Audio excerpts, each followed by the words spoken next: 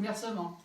Certains sont devenus hédonistes forcenés, sans foi ni loi, prédateurs de plaisir sans morale. D'autres se sont concentrés sur leur domaine d'excellence pour optimiser leur contribution personnelle à l'histoire. D'autres encore, et c'est probablement une majorité, en tout cas la majorité de ceux qui ne se sont pas portés candidats au sommeil terminal, sont tombés dans un état dépressif proche de la prostration et attendent la mort sans rien exprimer.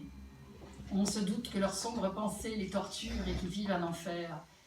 Les philosophes se penchent avec espoir sur l'idée réconfortante d'une vie après la mort.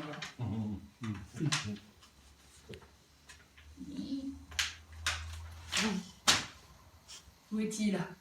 Où est-il? Pourquoi suis-je seule sur cette île? Sur notre île? Même si je sais qu'avec lui, tout est possible, je me sens perdue. Mes repères sont brouillés. Les palmiers et le sable blanc me paraissent un peu artificiels. Je conduisais en écoutant la radio. Il dormait près de moi et puis plus rien. La lumière est belle ici, l'air est léger. Il aimerait cet endroit. Il doit venir. Je l'attends. La plage joue avec la mer. Les oiseaux nagent et dans le ciel, les nuages me cèdent un coussin moelleux. Mon regard dérive de vague en vague. J'attends de l'apercevoir, j'attends qu'il revienne. Mais je suis inquiète. Il doit être là, avec moi. Seul, ici, c'est impossible. Tout est si beau, si doux et si léger.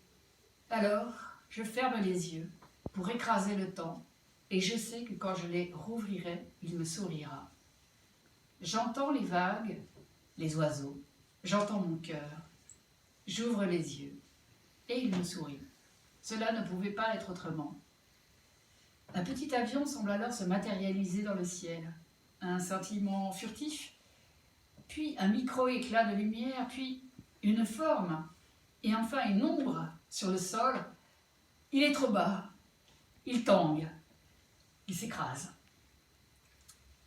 Elle est maintenue en vie par la grâce d'une technologie avancée et aux soins constants d'une équipe zélée, d'un service de réanimation de pointe. Cela fait maintenant 10 ans qu'elle paraît simplement dormir, hormis les quelques couinements qui s'échappent des machines reliées à son corps. Elle dérive dans des limbes inhabités, aux frontières de la mort. Elle va le rejoindre.